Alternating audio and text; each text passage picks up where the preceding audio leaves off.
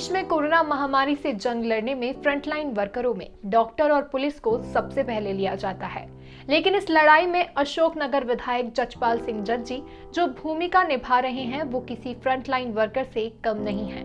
दिन हो या रात विधायक जज्जी लगातार अस्पतालों के दौरे कर रहे हैं, मरीजों को मिलने वाली हर सुविधा पर नजर बनाए हुए हैं। सुनिए अपने काम करने के अलग तरीके पर विधायक जज्जी का क्या कहना है। नहीं, ऐसा नहीं। मैं जो महसूस कर रहा हूँ, हर व्यक्ति जो अपनी क्षमता के अनुसार काम करता है, जो लोग घर पे बैठ के या अपने ढंग से कर रहे, हो सकता है वो मेरे से ज़्यादा अच्छे से मैनेज कर पा रहा है अपने। मेरा अपना काम का तरीका है। तो मुझे लगता है जब हमारे यहाँ पे डॉक्टर्स, नर्सेज, सारा हॉस्पिटल स्टाफ वो लोग अपनी जान की परवाह नहीं कर रहे, तो हमने तो ये जवाबदारी खुद ली है। हमें किसी ने दी नहीं है ये जवाबदारी। राजनीतिक व्यक्ति खुद ये जवाबदारी कबूल करता है कि आप मुझे प्रतिनिधि चुने और मैं आपके हर सुख दुख में खड़ा होऊंगा। तो ऐसे में यदि हम लोग इस चीज़ से डरें तो फिर वो लोग जो सुबह शाम जनता की सेवा, खुद की जानों की परवाह नहीं कर रहे, तो कहीं ना कहीं उनको ये लगेगा शायद हमारी जान की कीमत कम आती जा रही है। तो मेरे मन में ये भाव सोच के मैंने तय कर लिया कि नहीं। आपने शुरुआत से अगर देखा जाए तो जब कोरोना शुरू हुआ था उस समय की परिस्थितियां बहुत ही भयावह थी। उन परिस्थितियों को कैसे आपने जूझा, किस तरीके की आपने प्लानिंग करी, क्या क्या कमियां थी, ऑक्सीजन की कमी को पूर्ति की कैसे करी? दरअसल में बहुत कुछ करने को है नहीं, ये अपने काम का तरीका होता है। ये तो आप भी समझ रहे हैं, ये सब मैं तो नहीं कर पा रहा। तो लेकिन मुझे इतना पता है कि जिस चीज़ की किस चीज़ की कमी है उसकी पूर्ति कहाँ से हो सकती है और उसमें कौन व्यक्ति मदद कर सकता है। तो जब भी ज़रूरत लगी मैंने, चाहे वो ब्यूरोक्रेट्स हों जो इस पूरे सिस्टम में जो काम कर रहे हैं, या पॉलिटिशियन हो, मंत्री हो, श्रीमंत महाराज ज्योतिराज सिंधिया जी, हमारे माननीय मुख्यमंत्री शिवराज सिंह जी, हेल्थ मिनिस्टर प्रभुराम चौधरी जी, और ऑक्सीजन को लेकर जो प्रभारी प्रदेश में जो विश्वास सारंग जी को बनाया सीएम साहब ने, तो चाहे वो हो यहाँ जहाँ से हमको ऑक्सीजन मिल रही थी, सागर, ग्वालियर, गुना, तो वहाँ के कलेक्टर्स, ग्वालियर सागर के कमिश्नर, भोपाल लेवल पे जो भी अधिकारी सिस्टम में जुड़े थे, चाहे वो ऑक्सीजन का हो, इंजेक्शन को लेके हो, तो लगातार, चाहे हेल्थ कमिश्नर हो, सीएम सेक्रेटरी हो, मतलब हर स्तर पे मैंने लगातार बात करी है। और केवल चूँकि हाँ कब कौन सी बात करना है, बस इतना सा सिस्टम थोड़ा मुझे समझ में आ गया, तो उसका लाभ हमारे हॉस्पिटल को, हमारे लोगों को। हालात ये हैं कि इस समय हम समझ रहे हैं कि इस समय केवल ये कहने से कि सप्लाई नहीं हो पा रही, जो सप्लायर हैं प्रदेश भर के, तो लगातार मैं सुबह शाम दोनों टाइम बैठ के आके सारे सिविल सर्जन साहब, CMHO साहब बैठ कर उनसे पूरी जानकारी लेता हूँ मैं कि कौन सी मेडिसिन की कमी आ रही है और सप्लायर से क्या बात हुई। तो लगातार मैं उनसे ऑर्डर करवा रहा हूँ, लगातार बात कराता हूँ सप्लायर से, खुद भी करता हूँ। लेकिन कई बार सप्लायर की मजबूरी ये होती है कंपनी से या जहाँ से उनको माल आना है वहाँ से नहीं आ पा रहा, कम है, या तो मारामारी सब जगह है। तो बीच में एक दिन ये नौबत आ गई, जो बहुत महत्वपूर्ण टैबलेट्स हैं वो खत्म होने पे तो सप्लायर्स कह रहे थे इतनी जल्दी दे नहीं पा रहे हैं। तो मैंने लोकल स्तर पे जहाँ भी जिसमें मेडिसिन मिलती है मैंने कलेक्ट करा के, तो उससे हमारा एक दिन तक पूरा काम चलता है, तब तक आ गई। तो ये सब छोटी छोटी चीज़ें जरूर है, लेकिन ये बहुत महत्वपूर्ण है सब पेशेंट के लिए। ऑक्सीजन सिलेंडर पूरे प्रदेश में, बल्कि अदर स्टेट में भी जानकारी कलेक्टर साहब लगातार प्रयास कर रहे थे। हमारे जो मेरी लगातार हेल्थ कमिश्नर से, प्रभुराम चौधरी जी से, CM साहब से, माननीय श्रीमंत ज्योतिराज सिंधिया जी से लगातार सबसे बात हुई सिलेंडर को लेकर। सिलेंडर की कमी की वजह से ज़्यादा दिक्कत आ रही थी, क्योंकि सिलेंडर खाली हो रहा है, फिर हम उसे भेजने, या तो ग्वालियर भेज रहे हैं, या तो सागर भेज रहे हैं, या तो गुना भेज रहे हैं, और इतनी वो संख्या कम थी, कम होने से दिक्कत बहुत जा रही थी कि जब सिलेंडर जो लगे कम खाली हो तब ही हम भेज पाएंगे गाड़ी में। तो उसके लिए मैंने श्रीमंत महाराज से निवेदन किया, उन्होंने तत्काल हेल्थ मिनिस्टर को बोला, हेल्थ मिनिस्टर का खुद रिटर्न फोन आया कि महाराज से मेरी बात है, तो तुम ही मेरे से बोल चुके थे, कहने की जरूरत नहीं, कर ही रहे हैं।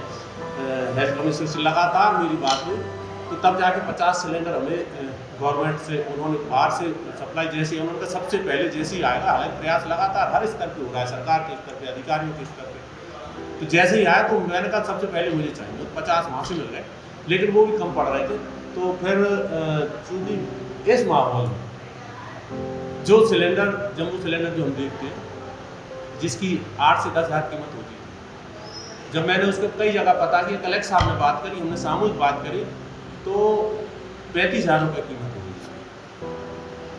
35,000 कीमत हो गई और उसमें मैंने कलेक्टर साहब से निवेदन किया तो कलेक्टर साहब बोले अगर 35,000 में मैं बुलवाता हूँ और उसकी कीमत मतलब कहीं ना कहीं बहुत रिस्की है, मतलब ऑफिशियली में नहीं होगा इस रेट में, क्योंकि रेट जैसे 10-12 2-3 हज़ार रुपये ज़्यादा मिल रहा तो रिस्क है। फिर मैंने व्यक्तिगत रूप से अपने स्तर पे और भी कई छोटी छोटी चीज़ें जहाँ लगा तो मैंने कहा ठीक है मैं अपने स्तर पे मैंने कुछ रेट कम करके जैसे भी सेकंड की मिले तो मैंने 50 में खुद परचेज करके लाया, क्योंकि मुझे लगा था इस समय जरूरत जिन चीज़ों की है। तो इसके अलावा इंजेक्शन की लगातार जो प्रयास हो सकता था, मुझे कहने में कोई भी बिल्कुल ये नहीं कि अशोकनगर को आसपास के सारे जिलों में यदि कोई हिसाब लगाएगा तो सर्वाधिक इंजेक्शन हमारे जिले में आए और इसके लिए माननीय मुख्यमंत्री श्रीमंत महाराज सिंधिया जी का सबसे ज़्यादा हम पे इसमें रहा और सहयोग रहा उसकी वजह से। ये अलग बात है कि मैंने उनको लगातार फ़ोन पे मैसेज के माध्यम से लगातार उनको मैं लगा रहा कि नहीं होनी चाहिए अधिकारी लोग, और मैंने हमेशा देखा है कि चाहे वो किसी भी स्तर का अधिकारी यदि उनको जब क्योंकि हर आदमी का भाव यही होता है वो अच्छा कर रहा है, तरीका अपना अपना होता है, और यदि उनको ये लग रहा है कि जो बंदा हमसे बात कर रहा है वो हार्डली इसमें इन्वॉल्व है तो वो निश्चित रूप से मदद करते हैं और करना पड़ती है। और ये मेरे साथ हुआ कि आज प्रदेश के सारे अधिकारी इसमें इन्वॉल्व हैं, सारे नेता ही जानते हैं कि जज जी फोन कर रहा है, मतलब वो खुद इन्वॉल्व, ऐसा नहीं कि किसी दूसरे ने कह दिया ये कर रहा है, तो वो बिल्कुल प्राथमिकता में मेरी मदद करता है। अब किलोमीटर एक छोटी सी चीज़ है जो ऑक्सीजन सिलेंडर के ऊपर लगता है, क्योंकि ऑक्सीजन बढ़ गए, सिलेंडर बढ़ गए, पेशेंट बढ़ गए, तो वो नहीं मिल पा रहे, पूरे प्रदेश में कहीं नहीं मिल रहे। लगातार प्रयास कर रही है प्रशासन, उसके लिए हमारे यहाँ पे कई मित्र साथी उन्होंने फिर जुगाड़ जिसको हमारे वो करे, उससे चल रहा है काम। और इसके अलावा मैंने जब बात करी मेरी बात हो गई जरूर, अभी आज अम्बाला में फाइनल हुआ है कि 100 वहाँ से अम्बाला से मिल पा रहा, वो भी जो 600-800 का मिलता था वो मिल रहा 3,000, लेकिन इंदौर से मेरे मित्र भेजे हैं तो वो जुगाड़ थे तो वो अभी 20 आ गए, 30 और रात तक आ गए, तो हमारी समस्या सॉल्व हो गई। तो धीरे धीरे ईश्वर की प्रार्थना हमने करते लगातार, मैंने जिन लोगों ने सुना हो मुझे पिछले मंगलवार उस दिन हमने हनुमान चालीसा पढ़ा था सबके साथ, मैं अपने इष्ट से प्रार्थना करके आया हॉस्पिटल, मुझे अति भरोसा था कि मंगलवार को हम अगर अपने इष्ट की प्रार्थना कर रहे हैं तो शनिवार तक रिजल्ट मिलेगा। और आज मुझे देख के बड़ी संतुष्टि है कि पिछले 2 दिन से अशोकनगर में लगातार पेशेंट आना कम हुए हैं और जो पॉजिटिव थे वो यहाँ से लगातार ठीक होते जा रहे हैं, और 2 दिन से कैजुअलिटी में बहुत कमी आई है, तो ये मेरे हनुमान जी की बड़ी कृपा है, तो मुझे उम्मीद है जल्दी से जल्दी होगा। आप खुद पहले फेज में कोरोना से ग्रसित हो चुके थे, आप कोरोना की भयानक रूप इस बार देखने को मिला है, तो क्या आपको डर नहीं लगता? अब आप इतना इन्वॉल्व होकर काम कर रहे हैं। अब ये चूँकि अंदर की बात है तो ना मैंने समझता कोई समझ नहीं पाएगा, क्योंकि अब उसका कोई मैं नहीं कहना चाह रहा, क्योंकि जीवन में एक राजनीतिक रूप से लोग कैसे लेते हैं मेरी अलग चीज़ है, लेकिन मैं रेडियो करता हूँ, भावनाओं से करता हूँ, अंदर अपने अंदर से कहीं मैं जो महसूस करता हूँ वो करता हूँ। और सच्चाई यही है कि मुझे अपने इष्ट पे इतना भरोसा है। एक उदाहरण दे देता हूँ, जो सुन रहे हैं वो सुने, मैं मुझे अपनी मौत से रखती पर खौफ नहीं, क्यों नहीं है।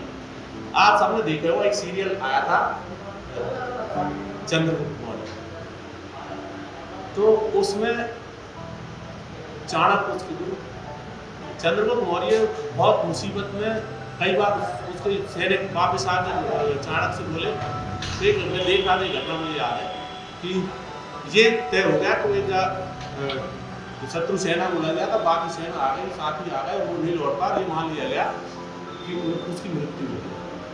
जब चाणक्य से आकर उन्होंने कहा कि चंद्रगुप्त दुश्मनों ने मार दिया, तो चंद्रगुप्त एकदम उठ के बोला कि आप चिंता ना करें, उसका प्रारब्ध उसे जिंदा रखेगा, क्योंकि चंद्रगुप्त राजा बने बगैर मर नहीं सकता। तो हमारे प्रारब्ध वो जिंदा रखता है, अगर मेरे भाग में आगे जितना लिखा तो वो एक ताकत मुझे मारे। ये उस दिन से मुझे इतना बल मिला है कि मौत से डर है बिल्कुल मुझे नहीं रहा उस दिन से, ये सीधी बात। और मुझे आज हनुमान जी पे इतना भरोसा है कि जब तक उनकी मर्जी में जीऊँगा, और जिस दिन उनकी मर्जी नहीं उस दिन मुझे कोई ताकत मुझे बचा नहीं। आखिरी सवाल, आपने देखा है कि इतनी भयावह स्थिति में किस तरीके की व्यवस्थाएं अशोकनगर जिला चिकित्सालय में थी, अब आपके मन में कौन सी नई चीज़ आई है कि जो आने वाले समय में आप इस अशोकनगर को सौगात के रूप में देना चाहेंगे चिकित्सकीय सेवा में? मैं अभी जो मैंने देखा है भैया, एक बात तो जो आज भी हमारे पास हॉस्पिटल सबसे बड़ी हमारे लिए सौभाग्य की बात यह है कि अशोकनगर हॉस्पिटल में जो डॉक्टर, नर्सेज, स्टाफ, जो टीम है हमारे साथ, लाजवाब लोग हैं, दिल से काम कर रहे हैं। मतलब आप कल्पना नहीं कर सकते, मैं आंखों से देख रहा हूँ लगातार। मतलब जैसे हम अपने परिवार के मेंबर के लिए प्रयास कर सकते हैं, अगर हमारे मेंबर कोई पेशेंट बीमार हो जाए, उस भाव के साथ सारे डॉक्टर, नए लड़के उसी भाव के साथ लगे हैं।